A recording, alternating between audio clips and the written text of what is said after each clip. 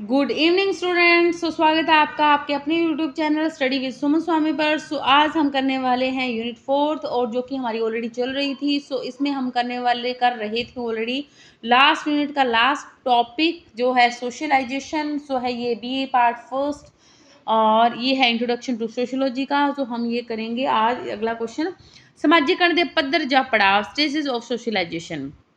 अब आपको ये तो क्लियर हो ही गया है कि समाजीकरण क्या है, सीखने की प्रक्रिया है। तो इसके अंदर हम करते हैं कि जन्म से लेकर मृत्यु तक जो कुछ भी हम सीखते हैं हमारे जीवन में, वही क्या कहलाता है, समाजीकरण। जो कि मैंने आपको इसका करवा दिया था। इसके हमने जो सीखने की प्रक्रिया के तौर उत्ते हमने कर लिया था। समाजीकरण दी विशेषतावां ਆਪਾਂ ने कर लिया। ਹੁਣ ਆਪਾਂ ਦੇਖਦੇ ਹਾਂ ਸਮਾਜੀਕਰਨ ਦੇ ਵੱਖ-ਵੱਖ ਪੱਧਰਾਂ ਦਾ ਵਰਣਨ ਕਰੋ। ਸਮਾਜੀਕਰਨ ਦੇ ਕਿੰਨੇ ਪੱਧਰ ਹੁੰਦੇ ਹਨ, ਉਹਨਾਂ ਦਾ ਵੱਖ-ਵੱਖ ਵਰਣਨ ਕਰੋ। ਸਮਾਜੀਕਰਨ ਦੀਆਂ ਅਵਸਥਾਵਾਂ ਕੀ ਹਨ, ਵਰਣਨ ਕਰੋ। ਸਮਾਜੀਕਰਨ ਦੀਆਂ ਵਿਭਿੰਨ ਅਵਸਥਾਵਾਂ ਦੀ ਵਿਆਖਿਆ ਕਰੋ। ਜਾਂ give the various stages of socialisation in detail, या विस्तार सहित उल्लेख करो। समाजीकरण के पड़ावां का वर्णन को तो ये देखिए, ये 2070 ये फ्रेश जो अभी की जो नया एडिशन है 2025 जो एडिशन जो डालते हैं, आपको पता ही है, ये एकदम जो है फ्रेश जो है बुक है, मैं उसी में से करवा रही हूँ।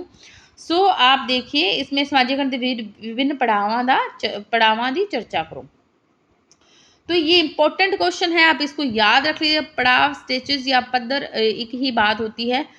10, 14, 14, ये देखो 11, 14, फिर है दिसंबर 14, फिर आप देखिए 15 एंड 17 इतना आया हुआ है। तो इसके जो है चांसेस ज़्यादा बनते हैं, तो ये नोट डाउन कर लीजिएगा, इंपॉर्टेंट है।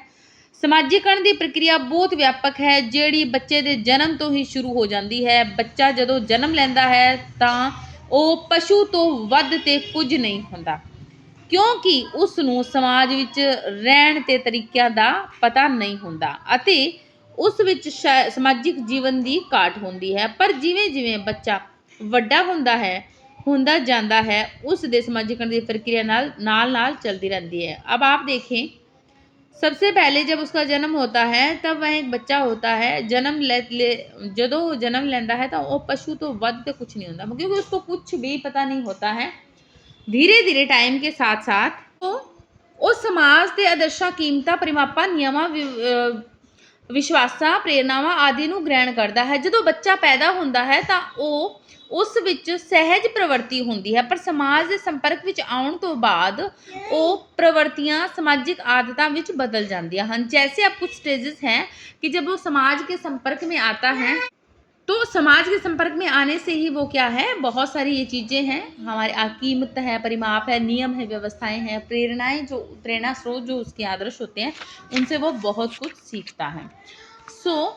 पहली जो स्टेज है सीखने की, अब देखो अलग अलग पद्धर है, स्टेजेस है, ये बहुत इंपॉर्टेंट है आपके लिए। ये 2 नंबर का क्वेश्चन भी आएगा कि आप इसके पद्धर, पड़ाव या स्टेजेस का वर्णन करो। तो आपने ये चारों स्टेज ये बहुत अच्छे से लिखने। सिर्फ इतना ही जब आप लिखेंगे, oral stage, anal stage, latency stage and adolescence stage, यानी कि मौखिक अवस्था, गुदा अवस्था, छुपी अवस्था एंड किशोर अवस्था, ये 4 स्टेजेस आपने एज इट इज लिख देनी। 2 नंबर आपके पक्के। फर्स्ट हम देखें मौखिक अवस्था में क्या क्या होता है।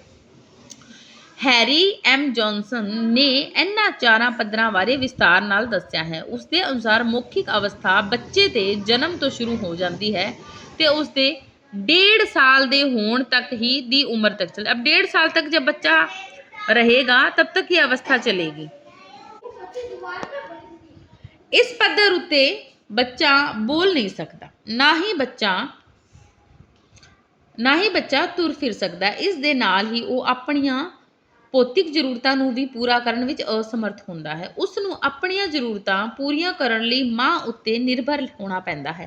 इस पद्धर उत्ते वो वस्तुआं विच अंतर भी नहीं कर सकता। अपनी भुख प्यास वर्गी जरूरत नूं पूरा करन लई वो परिवार दे मेंबरों उत्ते निर्भर करता है। फॉर एग्जाम्पल मैं आपको बता दें, आप इसको रीड कर लीजिएगा बहुत अच्छे से। जैसे कि उसकी ज़रूरतें होती है, भूख है, प्यास है, ये सारी चीज़ें जब होंगी, भूख लगेगी, प्यास लगेगी, तो उसको क्या है, उसने रोना है, अब वो सुसु कर दिया उसने तो भी वो रो के बोलेगा कि बोलेगा तो क्या वो रोने लग जाएगा, तो आप उसको चेक करेंगे कहीं इसने सुसु तो नहीं कर दिया।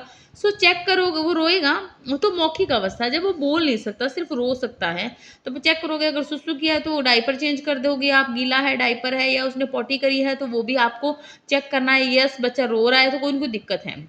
अगर ये चीज़ें नहीं हैं, फिर उसको आप चेक करोगे फिर भी रो रहा है, उसने सुसु पॉटी कुछ नहीं करा हुआ है बट वो रो रहा है, बट आप देखोगे उसको भूख लगी है, आप उसको खाने को दोगे, ठीक है? अगर वो भूखा भी नहीं है, खा भी नहीं रहा है, सुसु पॉटी भी नहीं करा है उसने, लेकिन फिर भी वो रो रहा है, तो इन केस उसके कोई या तो पेट में दर्द है या कोई तकलीफ है, तो वो आप डॉक्टर को दिखाओगे। तो ये वो अवस्था होती है जिसमें बच्चा बोल नहीं सकता, वो सिर्फ रोता है।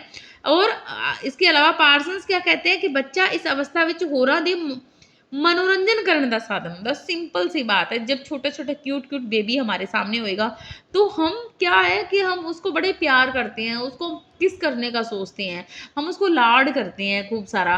तो वो क्या होता है कि छोटा बेबी होता है, वो दूसरों की क्या होता है मनोरंजन का भी एक साधन होता है।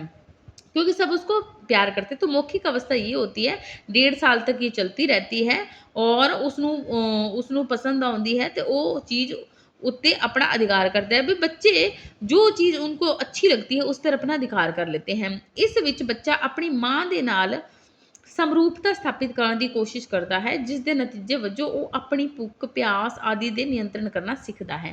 ठीक है, तो धीरे धीरे कंट्रोल करना सीखेगा। तो ये चलती है 1 से लेकर 1.5 साल तक। ये इंपॉर्टेंट है, आपको याद रह जाएगी। हर स्टूडेंट कोई भी आपको क्वेश्चंस हो तो आप ज़रूर कमेंट बॉक्स में डालिएगा। मेरी पूरी कोशिश रहेगी कि आप लोगों के जो क्वेरीज है वो मैं कमेंट में आपके आंसर जरूर दूँ, और मैंने दिए भी हैं।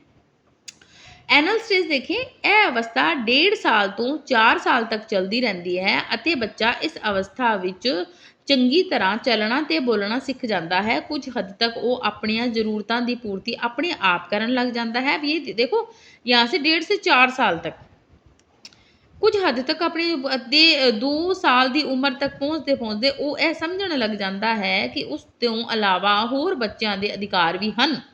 मतलब जैसे कि किसी बच्चे के पास चीज़ मिल गई तो पहले वो ये करता है ना, मेरी है, जिसके हाथ लगा दिया वो भी मेरी है, ये भी मेरा, वो भी मेरा, डब्बा भी मेरा, ब्रश भी मेरा, खिलौना भी मेरा, तो सारी चीज़ें मेरी।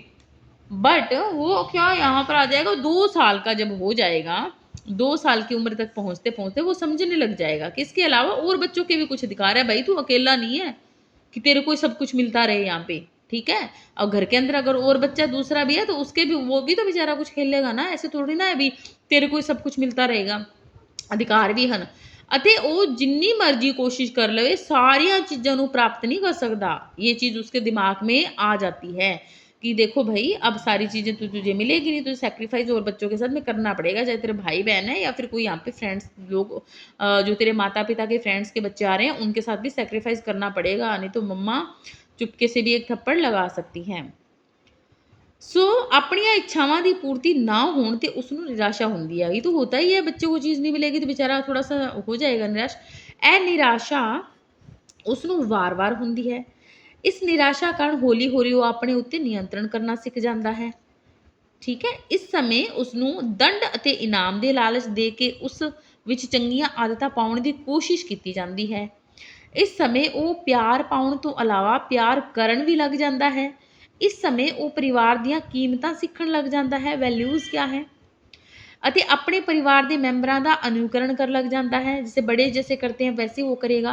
इस पद्धर उत्ते आके बच्चा कुछ ਕੰਮ अपने आप करना शुरू कर ਦਿੰਦਾ। ਜਿਵੇਂ ਜੇਕਰ ਬੱਚਾ ਪਿਸ਼ਾਬ ਕਰਦਾ ਹੈ ਤਾਂ ਉਹ ਇਸ ਬਾਰੇ ਪਹਿਲਾਂ ਹੀ ਦੱਸ ਦਿੰਦਾ ਹੈ ਕਿ ਮਮਾ ਸੁਸੂ ਆਈ ਹੈ, ਠੀਕ ਹੈ, ਸੁਸੂ ਜਾਣਾ ਹੈ। ਉਸ ਨੂੰ ਠੀਕ ਤਰੀਕੇ ਨਾਲ ਬੋਲਣਾ ਆ ਜਾਂਦਾ ਹੈ, ਚੰਗੀ ਤਰ੍ਹਾਂ ਤੁਰਨ ਵੀ ਲੱਗ ਪੈਂਦਾ ਹੈ। ਉਹ ਆਪਣੀਆਂ ਇੱਛਾਵਾਂ ਨੂੰ ਕੰਟਰੋਲ ਕਰਨਾ ਸਿੱਖ ਜਾਂਦਾ ਹੈ। ਬੱਚੇ ਨੂੰ ਇਨਾਮ ਦਾ ਲਾਲਚ ਜਾਂ ਡਰ ਵੀ ਦਿਖਾਇਆ ਜਾਂਦਾ ਹੈ ਤਾਂ ਵੀ ਉਹ ਚੰਗੀਆਂ ਆਦਤਾਂ ਕਰਨੇ ਲੱਗ ਜਾਂਦਾ ਹੈ।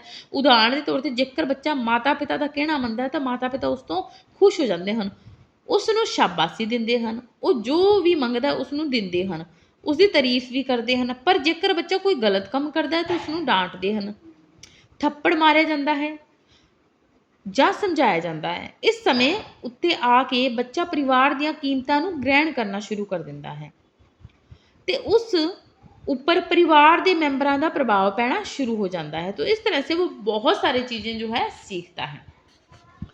ਨੈਕਸਟ ਆਪ ਦੇਖੇ ਉਸਦੇ ਨਕਲ ਕਰਨ ਨਾਲ ਪਰਿਵਾਰ ਦਾ ਵੀ ਮਨੋਰੰਜਨ ਦਾ, ਉਹ ਦੂਸਰੋਂ ਕੀ ਜਿਸੇ ਕਾਪੀ ਕਰਦਾ। ਉਦਾਹਰਣ ਦੇ ਤੌਰ ਤੇ ਜੇਕਰ ਉਸਦਾ ਵੱਡਾ ਭੈਣ ਭਾਈ ਕੋਈ ਕੰਮ ਕਰ ਰਿਹਾ ਹੈ ਹੁੰਦਾ ਹੈ ਤਾਂ ਉਹ ਵੀ ਉਹੀ ਕੰਮ ਕਰਨਾ ਸ਼ੁਰੂ ਕਰ ਦਿੰਦਾ ਹੈ, ਜਾਂ ਆਪਣੇ ਪਿਤਾ ਨੂੰ अखबार पढ़ता वे के आप भी अखबार पढ़ना शुरू कर देता है। तो ये सारी जो अनुकरण की जो तरीके होती है सारी कौन सी होती है, यहाँ पर देखें ये होती है एनल स्टेज बुधावस्था। सो स्टूडेंट समाजीकरण के पद्धरां के बारे आप जानिया, लेकिन आप चारों पद्धर पूरी नहीं कर सके तो टाइम हो गया ज़्यादा लंबी वीडियो हो जाएगी, नहीं तो फिर आप पहली अवस्था कर ली इत्थे देखो मौखिक अवस्था तो एनल स्टेज ओरल तो एनल। हुण आपां इस वीडियो का जिहड़ा पार्ट 2 बनेगा उहदे विच आपां करांगे छुपी अवस्था, लैटेंसी स्टेज ते एडोलसन स्टेज। सो स्टूडेंट वीडियो नूं वध तो वध तुसीं शेयर करियो, लाइक करियो, कमेंट करियो ना समझ आए तो। मैं जैसे कि मैं बताती हूँ कि हिंदी मीडियम विद्यार्थी हूँ, बट मुझे कमेंट आया था कि मैडम तुसी पंजाबी च भी सानू समझाया करो, तो मैं मेरी पूरी कोशिश रहेगी कि मैं तुहानू पंजाबी लैंग्वेज च आप बोल के मैं समझावां। So thank you so much, मिलांगे हुण नैक्सट वीडियो च। जय हिंद, जय भारत।